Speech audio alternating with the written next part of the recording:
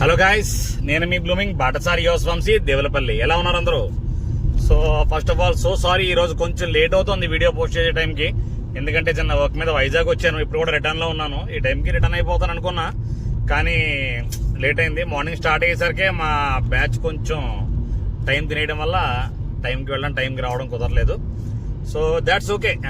కొంచెం డిఫరెంట్గా రోజు నా మొహం ఏం చూస్తారు. ఈవేళ నా జర్నీ చూద్దరు. కానీ ఆల్మోస్ట్ నేను ఇప్పుడు వైజాగ్ టు మన అడ్ రోడ్ వచ్చే దారిలో ఇక మన ప్రజెంట్ అయితే పోర్ట్ రోడ్లో ఉన్నాను. అంటే శ్రీరామ్ కనెక్ట్ అవుతుంది కదా, ఆ రోడ్లో ఉన్నాను. ఓకేనా?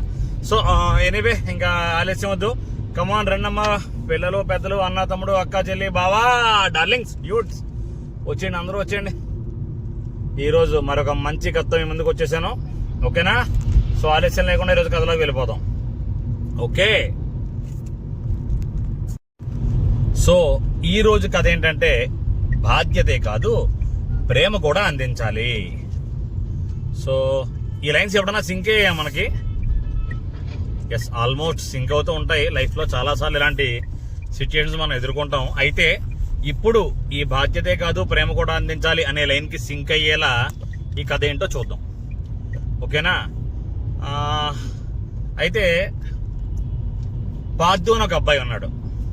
ఓకే, ఆ అబ్బాయి 5th క్లాస్ కంప్లీట్ చేసుకుని 6th క్లాస్కి ఎంటర్ అయ్యాడు. ఓకేనా? 6th క్లాస్కి స్కూల్లో జాయిన్ అయ్యాడు. ఒకరోజు దాదాపు ఆగస్ట్ ఎండింగ్ ఆ టైంలో పార్థు వాళ్ళ తల్లిగారు చాలా సీరియస్గా స్కూల్కి వచ్చారు. అనమాట. మార్నింగ్ ఆల్మోస్ట్ 10-10:30 టైంకి. అదేంటి ఎంత సీరియస్గా వస్తున్నారని చెప్పి వాచ్మెన్ కూడా చూస్తున్నాడు. ఆవిడేమో ఏం మాట్లాడకుండా డైరెక్ట్గా ప్రిన్సిపల్ క్యాబిన్ దగ్గరికి వెళ్ళి ప్రిన్సిపల్ సార్ దగ్గరికి వెళ్ళి, నేను గౌతమ్ సార్తో మాట్లాడాలి అన్నారు. మేడం సరే ముందు కూర్చోండి అంటే, అలా కాదు నేను ఇప్పుడే గౌతమ్ సార్తో మాట్లాడాలి అని సీరియస్గా అంటున్నారు. మేడం కొంచెం రిలాక్స్ అవ్వండి, ఏమైందో నాకు చెప్పండి, సార్ క్లాసులో ఉన్నారు, ముందు కూర్చోండి అంటే, నేను కూర్చోను, ముందు గౌతమ్ సార్ వచ్చి మాట్లాడితేనే నేను కూర్చుంటాను, అప్పటిదాకా నేను మీకు రెస్పాండ్ అవ్వను అని చాలా సీరియస్గా రియాక్ట్ అవుతున్నారు అనమాట మన పార్థు వాళ్ళ మదర్. అయితే ఏమైందో తెలీదు. సరే, ప్రిన్సిపల్ కూడా కొంచెం టెన్షన్ పడుతూనే ఈ లోపు ప్యూన్ వచ్చి వాటర్ తీసుకొచ్చారనమాట. ఆవిడకి వాటర్ ఇస్తుంటే వాటర్ కూడా రిజెక్ట్ చేశారు ఆవిడ, నేను తాగను అని చెప్పి. అయితే మేడం ఓకే, ఇంకో 8 minutesలో పీరియడ్ అయిపోతుంది, ఆయన పీరియడ్ అయిపోయిన తర్వాత ఆఫీస్ రూమ్కి వస్తారు, మీరు మాట్లాడదు కానీ ప్లీజ్ బీ సీటెడ్, ఇక్కడే కూర్చోండి అని చెప్పారనమాట. సరే అని చెప్పి ఆవిడ కూర్చుని సీరియస్గా మొబైల్లో టైం వైపు పదే చూస్తున్నారనమాట. ఓకేనా? అయితే 10 minutes అయిపోయింది, సార్ ఇంకా రాలేదేంటి అని చెప్పి సీరియస్ అవుతున్నారు. ఈ లోపుగా మన గౌతమ్ సార్ వచ్చారనమాట. గౌతమ్ సార్ వస్తే, గౌతమ్ సార్ అక్కడ నుంచి ఉండగా గౌతమ్ సార్ ప్రిన్సిపల్ సార్కి రిపోర్ట్ చేస్తున్నారు. Good afternoon sir, all okay, any problem అంటే, పార్థు వాళ్ళ మదర్ వచ్చారు 6th grade నుంచి, she want to discuss with you, ఆవిడ నీతో మాట్లాడాలట అని చెప్పి ప్రిన్సిపల్ చెప్పడం జరిగిందనమాట. అయితే నేను ఆయనతో మాట్లాడనండి, ఆయన ఎదురుగా మీతో మాట్లాడతాను అని చెప్పి ప్రిన్సిపల్తో పార్థు వాళ్ళ అమ్మగారు అన్నారు. అవునా మేడం, ఓకే, సరే చెప్పండి అంటే, మేడం మీరు రిక్రూట్ చేసుకున్న ఈ మ్యాథ్స్ సార్ ఉన్నారు కదా గౌతమ్ సార్, ఈయన మ్యాథ్స్లో నిజంగా జమ్మేనా, ఈయన మ్యాథ్స్లో నిజంగా టాలెంటెడేనా అని అడిగారు అనమాట. అయితే ప్రిన్సిపల్ ఒకసారిగా ఆ క్వశ్చన్కి షాక్ అయ్యి, అదేంటి మేడం అలా అడుగుతున్నారు, మేము ఒక రెప్యూటెడ్ స్కూల్ మాది, సో ఖచ్చితంగా క్వాలిఫైడ్స్ని, టాలెంట్ ఉన్న వాళ్ళని, సబ్జెక్ట్ ఉన్న వాళ్ళని తీసుకుంటాం కదా అన్నారనమాట. అంటే లేదు, నేను అడిగిన దానికి చెప్పండి, మీరు నిజంగా మీ దగ్గర ఉన్న ఈ గౌతమ్ సార్ మ్యాథ్స్ ఫ్యాకల్టీ నిజంగా వర్త్ అని మీరు ఫీల్ అవుతున్నారా అన్నారు. మేడం అసలు ఏమైంది, రీజన్ తెలుసుకోవచ్చా అంటే, నా కొడుకు ఇప్పుడు మ్యాథ్స్లో మొన్న అయిన యూనిట్ టెస్ట్లో 25కి 20 మార్కులు మాత్రమే వచ్చాయి. నా కొడుక్కి మ్యాథ్స్లో ఎప్పుడు కూడా ఇంత తక్కువ రాలేదు. ఇంత తక్కువ వచ్చాయంటే ఖచ్చితంగా అది టీచర్ వైఫల్యమే, టీచర్ సరిగ్గా చెప్పలేదు అన్నారనమాట. అయితే వెంటనే ప్రిన్సిపల్ షాక్ అయ్యారనమాట దానికి. ఇదేంటి ఇలా అంటున్నారు అని చెప్పి, మేడం ఒక్క నిమిషం ఆగండి, మీ అబ్బాయి ఇప్పటిదాకా 1 to 5th primary school complete చేసుకుని వచ్చి ఇదే హై స్కూల్ సెక్షన్కి రావడం స్టార్ట్ చేశాడు. అవునా అంటే, అవునండి, 1 to 5th ఎప్పుడు కూడా మా అబ్బాయికి 25కి 25 తప్ప మ్యాథ్స్ ఎప్పుడు సెంట్ మార్క్స్ తగ్గలేదండి. అలాంటిది ఇప్పుడు ఎలా తగ్గాయి? అందుకే రాత్రి కూడా మా వాడికి గట్టిగా తగిలాయి, రాత్రి తెల్లారులు కూడా పడుకోనివ్వకుండా ఉతికేసాను వాడిని అన్నారనమాట. అంటే ప్రిన్సిపల్ అదొక రకమైన షాక్ ఫీల్ అవుతూ, ఏంటి ఇలా మాట్లాడుతున్నారు అని చెప్పి, మేడం మీ అబ్బాయి 5th గ్రేడ్ వరకు ఒక స్కూల్లో చదువుకుని సడన్ గా 6th గ్రేడ్ హైయర్ గ్రేడ్ కి స్కూల్కి వచ్చాడు. So first of all school మార్పు అంటే ఎన్విరాన్మెంట్ మార్పు, వాతావరణం మారింది, కొత్త టీచర్స్, కొత్త ఫ్రెండ్స్, కొత్త ప్లేస్, అండ్ ఆల్మోస్ట్ ఇవన్నీ పక్కన పెడితే ప్రైమరీ నుంచి సెకండరీ స్కూల్ కి స్టార్ట్ అయ్యాడు, హై స్కూల్ కి స్టార్ట్ అయ్యాడు అబ్బాయి. సో ఖచ్చితంగా కొంచెం డిఫరెన్స్ ఉంటుంది అక్కడికి ఇక్కడికి. మీ అబ్బాయి ఈ వాతావరణానికి అడాప్ట్ అవ్వాలి, ఈ టీచర్స్ కి అలవాటు పడాలి, ఈ టీచర్స్ చెప్పే క్లాసెస్ కూడా అలవాటు పడాలి. అవునా కాదా? మరి అలాంటప్పుడు ఇవేమీ జరగకుండా సడన్ గా అబ్బాయికి సెంట్ మార్క్స్ రాలేదని మీరు అబ్బాయిని అంత దారుణంగా పనిష్ చేయడం ఎంతవరకు కరెక్ట్?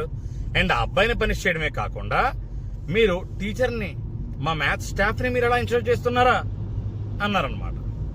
అంటే ఈ లోపుగా మ్యాథ్స్ సార్ మాట్లాడుతున్నారు అనమాట. గౌతమ్ సార్, మేడం మీరు చెప్పినట్టుగా పార్థు అనే వ్యక్తి, పార్థు అనే అబ్బాయి మ్యాథ్స్ లో నిజంగా చాలా టాలెంటెడ్. అయితే తన 5th క్లాస్ వరకు చదువుకున్న అప్లికేషన్స్, ఫార్ములాస్ అప్లై చేసే విధానం ఇక్కడ సెకండరీ స్కూల్లో కొంచెం చేంజ్ అవుతుంది. ఆ చేంజ్ అయ్యే విధానంలో జస్ట్ ఒక 2-3 మార్క్స్ అటు ఇటు అయ్యాయి. దాని గురించి మీరు రాత్రంతా మీ అబ్బాయిని పడుకోనివ్వకుండా నడుం మీద తట్లు తేలేలా బాతలు పెడతారా? ఏంటి మేడం ఇది అని చెప్పి చాలా చాలా దీనంగా అడిగాడు అనమాట. చాలా ఫీల్ అవుతూ అడిగాడు మ్యాథ్స్ సార్. అప్పుడు ఆ తెల్లంది, మరి కొట్టగా మరి ఏం చేస్తామండి అంటే, తప్పు మేడం అది. ఇందాక మన ప్రిన్సిపల్ సార్ చెప్పినట్టుగా ఇప్పుడు మీరే ఉన్నారు, సడన్ గా ఒక ఇల్లు నుంచి ఇంకో ఇల్లుకి మారుతారు. మారినప్పుడు వెంటనే అంతా ఒకలాగే ఉంటుందా? సామాన్లు షిఫ్ట్ చేసుకుని అక్కడ కనీసం 3-4 మంత్స్ సెట్ అయ్యే వరకు కూడా అంతా కొత్తగానే ఉంటుంది. అంత ఏజ్ వచ్చినా మనకే అలా ఉంటే చిన్నపిల్లలండి వాళ్ళు. సడన్ గా వాతావరణం మారి అప్పటిదాకా ఒకలా మాట్లాడిన టీచర్స్ అందరూ మారి కొత్త టీచర్స్ వచ్చి, కొత్తగా ఫ్రెండ్స్ వచ్చి, ఒక మనకి సబ్జెక్ట్ అర్థం చేసుకునే విధానంలో కొన్ని చేంజెస్ వస్తాయి. కొంచెం టైం ఇవ్వాలి ఆ అబ్బాయి అడ్జస్ట్ అవడానికి. డైరెక్ట్ గా అంతలా పనిష్ చేస్తారా? మీరు ఈ రోజు ఇక్కడ దాకా వచ్చి నన్ను క్వశ్చన్ చేయడం కూడా నాకు తప్పు కాదు, కానీ మీరు అలా ఆ అబ్బాయిని కొట్టడం మాత్రం నాకు చాలా బాధ కలిగిస్తుంది. బికాజ్ మీరు ఫీజు పే చేస్తున్నారు కాబట్టి నన్ను క్వశ్చన్ చేయడం అనేది మీ రైట్. మీరు క్వశ్చన్ చేయండి, నేను ఆన్సర్ చేస్తాను, కానీ మీ అబ్బాయిని అంతలా కొట్టకూడదండి అని చెప్పారనమాట. ఆ తల్లి ఒక్కసారిగా కామ్ అయిపోయిందనమాట. ఎందుకో తనకు ఆ మాటలు స్ట్రైట్ గా గుచ్చుకుంటున్నాయన్నమాట. అప్పుడు ఆ మ్యాథ్స్ సార్ అంటున్నారు, Partha is a Jammu in mathematics. పక్కాగా మ్యాథ్స్ లో చాలా మంచి ఇంటెలిజెంట్ అబ్బాయి, మీరు ఆ విషయంలో డౌటే పడద్దు. ఓకే, ఫస్ట్ యూనిట్ తగ్గాయి, సెకండ్ యూనిట్ టైంకి, క్వార్టర్లీ టైంకి మళ్ళీ తన సెంట్ అవుట్ ఆఫ్ సెంట్ తెచ్చుకునేలా నేను తయారు చేస్తాను. It's my promise. So please మీరు అనవసరంగా ఎక్కువ రియాక్ట్ అయ్యి అబ్బాయిని ఇబ్బంది పెట్టకండి. మనం వాళ్ళ మీద బాధ్యతగా ఉండడం తప్పు కాదు, కానీ బాధ్యతతో పాటు ప్రేమ కూడా ఉండాలి. ఒక దెబ్బ కొట్టే ముందు 10 సార్లు ఆలోచించండి మేడం అని చెప్పారనమాట. వెంటనే ఆ మాటలకి పార్థు వాళ్ళ మదర్ కూడా ఎందుకో కొంచెం ఆలోచనలో పడి సరే సార్ అని చెప్పి తగ్గి మ్యాథ్స్ సార్ వైపు చూస్తూ సారీ సార్ అని చెప్పి ఆవిడ అక్కడి నుంచి వెళ్ళిపోవడం జరిగిందనమాట.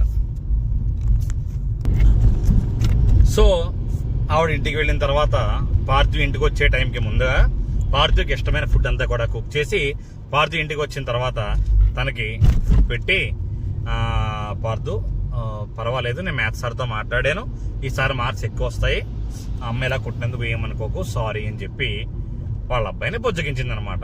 And of course we all know the relation between mother and son. అవునా? తల్లికి పిల్లడికి ఉన్న రిలేషన్ మనందరికీ తెలుసు. ఎన్ని కొట్టినా మనందరం చివరికి తల్లి ఒడిలో చేరాల్సిందే. సో అలా పార్థు వాళ్ళ మదర్ ఇద్దరు కూడా సెట్ అయ్యారనమాట. అయితే ఆ మ్యాథ్స్ సార్ మాట్లాడిన విధానం నాకైతే చాలా బాగా నచ్చింది ఈ కథలో.